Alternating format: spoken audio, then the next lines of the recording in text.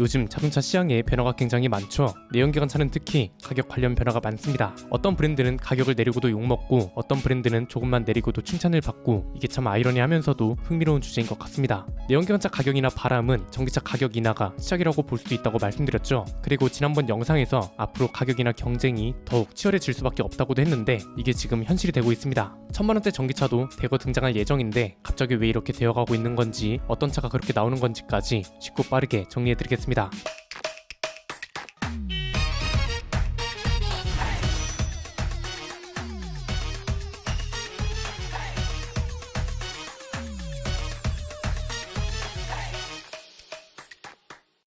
전기차 시장이 불안정하다는 표현 들어보셨나요? 아마 저희 스포일러 구독자라면 익숙하실 수도 있습니다. 이건 단순히 전기차가 미래라는 것에 대한 불확실성, 이런 걸 말하는 게 아니라고 했잖아요. 전기차는 아직 디젤차랑 비슷한 존재라고 말씀드렸습니다. 회사 입장에서 표현한다면 디젤차는 불안정한 제품 중 하나입니다. 왜냐면 제3자, 예컨대 정부나 국제사회에서 규제를 넣어버리면 판매량이 바로 주저앉는 제품이잖아요. 한때는 클린 디젤이라 했다가 한순간 환경 역적으로 만들어버려서 디젤차는 퇴출 대상으로 분류되고 있습니다. 전기차도 비슷한 듯 다르게 불안정한 제품 중 하나입니다. 디젤차는 디젤차 자체를 규제함에 따라 문제가 생긴다면 전기차는 관련된 모든 것들이 문제가 되는 거죠.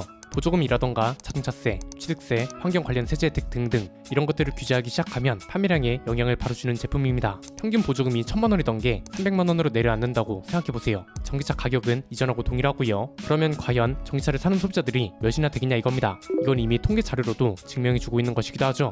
이게 이제는 우리나라에서도 벌어지고 있는 일이 됐습니다. 내년에 보조금이 100만원 정도 줄어드는 것도 그렇고, 정부 차원에서 배기량 기준으로 부과되고 있는 자동차세 개편 움직임도 방향을 거의 잡은 상태입니다. 이미 대통령실에서 나온 얘기를 보면 사실상 방향을 확정했습니다. 거의 30년 만에 자동차세가 개편되는 건데, 이것 때문에 전기차 시장이 한창 성장 중인데 악영향을 주는 게 아니라는 우려도 있습니다. 그런데 이미 정부는 가닥을 확실히 잡은 상황입니다. 지난번에 잠깐 언급했던 것처럼 대통령실이 관계 부처에 권고 사항을 전달했다고 하잖아요. 지금은 배기량을 기준으로 자동차세를 부과하는데 자동차 가격 등으로 부과 기준을 바꾸는 방식의 개선 방안을 마련하라는 내용을 관련 부처에 권고했다고 합니다. 이렇게 되면 최근까지 표면적으로 문제가 됐던 것들은 확실하게 개선이 되는 거죠. 예를 들면 이런 겁니다. 소나타 2.0 가솔린 모델 판매 가격이 2,800만원 정도 됩니다. 배기량 기준으로 자동차세는 51만원을 넘게 내잖아요. 그런데 테슬라 모델 S는 판매 가격이 1억 1,500만원이 넘지만 자동차세는 전기차라는 이유로 교육세 등을 포함해서 13만원을 냅니다. 이게 자동차세 문제점을 이야기할 때 형평성 문제와 관련된 가장 기본적인 예시로 통해왔는데, 자동차 가격을 기준으로 부과하게 되면 이런 문제는 사라지게 되는 거죠. 배기량 기준의 부과 방식이 등장할 때까지만 해도 이 기준이 그리 큰 문제가 되지 않았습니다. 왜냐면 당시에는 큰 엔진을 실은 차가 더 크고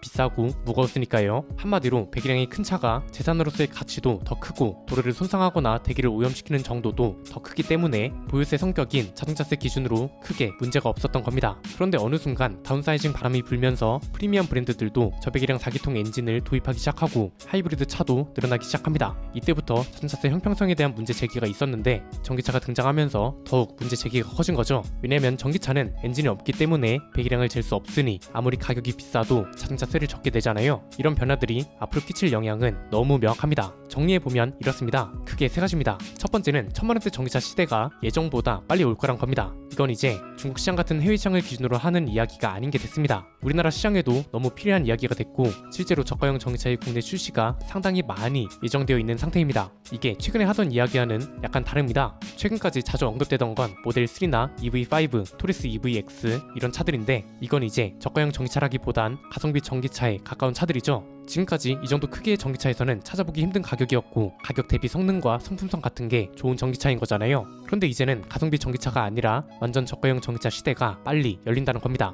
보조금을 포함해서 1000만원대에 살 수 있는 전기차들, 경차급 전기차들을 말하는 거죠. 경기 불황이 계속되고 있는 상황에 전기차 관련 혜택도 줄어들고 있는 실정이잖아요. 제조사 입장에서 이런 상황에 전기차 점유율을 높이려면 저가형 전기차를 건드릴 수밖에 없는 거죠. 기아가 우선 국내 시장에선 스타트를 끊었습니다. 단종됐던 레이 전기차를 다시 출시했잖아요. 2000만원대인데 국고 보조금 512만원에 지자체 보증까지 더하면 지역에 따라 1000만원대에도 구매가 가능하다고 하잖아요. 보조금의 힘을 빌린다는 게 아직은 좀 아쉽긴 하지만 어쨌든 1000만원대 전기차가 국내에서도 현실이 되면서 사전계약 첫날에만 7000에서 8000대 정도가 팔린 것으로 전해졌습니다. 현대차도 내년에 경영 전기차를 출시할 예정이라고 하죠. 이미 많이 알려진 캐스퍼 전기차인데 레이 전기차랑 비슷한 1000만원대가 가능한 가격대로 출시될 걸로 전망되고 있습니다. 두 두 번째는 전체적으로 저렴한 전기차 시장이 활성화되기 시작했다는 건데 이미 국내에 출시 예정인 차들만 봐도 충분히 알 수 있는 부분입니다. 레이 전기차, 캐스퍼 전기차 같은 저가형 전기차뿐만 아니라 2천에서 3천만 원대를 살 수 있는 소형차급부터 시작해서 준중형급, 중형급 전기차까지 굉장히 다양한 상태입니다.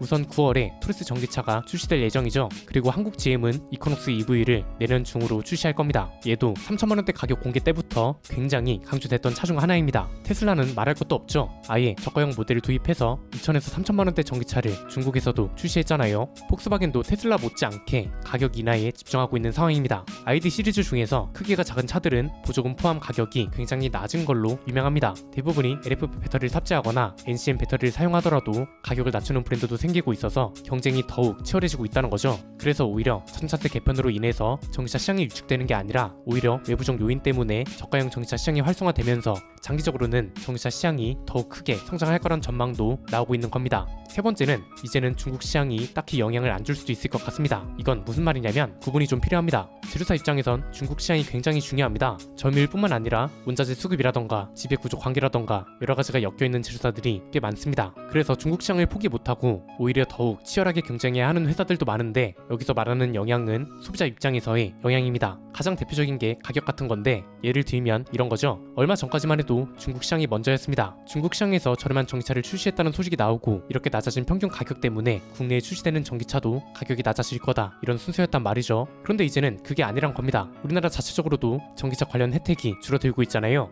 이 소리는 뭐냐면 한국에서 전기차를 팔기 위해선 알아서 가격을 내려야 한다는 말인 거잖아요. 중국 시장하고 상관없이 한국 시장도 이제는 가격을 내려야 일정 수준 이상으로 판매량이 나오고 아예 저가형 전기차까지 필요한 상황이 됐다는 겁니다. 다른 브랜드면 몰라도 현대기아차도 이 시장에 뛰어들기 시작했으면 국내에도 전기차 보급이 굉장히 빠르고 활발하게 이뤄질 겁니다. 레이 전기차랑 캐스퍼 전기차뿐만 아니라 비교적 수요층이 넓은 준중형 SUV급도 출시 예정이잖아요. 중국에서 시작 가격이 2,900만 원으로 확정된 기아 EV5가 대표적인데 여러가지 루트를 통해 확인해보니 내년 출시를 목표로 하고 있다고 하죠. 국내 모델은 LFP 배터리가 아닌 NCM 배터리가 들어간다고 하고 이걸 감안해서 1,000만 원 정도 비싸다 해도 보조금 포함 3,000만 원 초반대 인도가 가능한 가격입니다. 그리고 이달에 토레스 전기차가 출시되고 얘도 3,000만 원대 인도 가격이 굉장히 강조되고 있는 차입니다. 이미 국내 출시 예정인 차들만 봐도 자동차세 개편이라던가 보조금이 줄어드는 것들에 대한 대비가 되어 있는 상황이란 겁니다. 사실 제조사 입장에선 이렇게라도 팔아야지 어쩌겠어요. 이렇게 팔지 않으면 판매량이 안 나오고